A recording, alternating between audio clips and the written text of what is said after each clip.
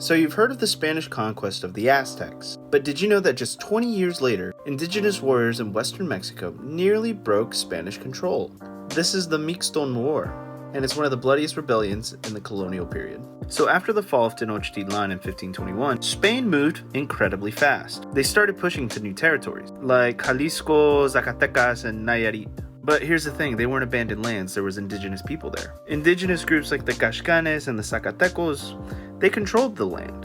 And the Spanish weren't exactly diplomatic about it. They destroyed sacred sites, forced conversions, and there was a lot of resentment growing in the area. And in 1540, it all exploded. A Caxcan leader by the name of Tenamatzle rallied tribes in the region and formed a rebellion. They ambushed the Spanish, took control of town, and took out colonial authorities. And see, the Spanish, they started to panic. They sent reinforcements under Antonio de Mendoza.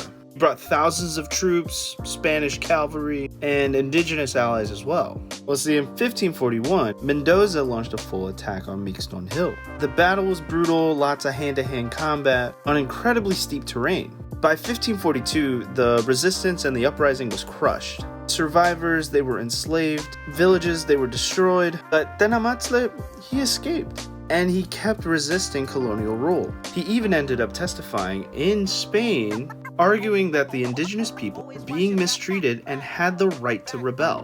But personally, I had never even heard of the Mixton War, but it proves something powerful. Indigenous resistance never stopped after the Aztecs, and these stories are just waiting to be told. And if you like today's, go ahead and drop a like and drop a follow and comment if you learned something new.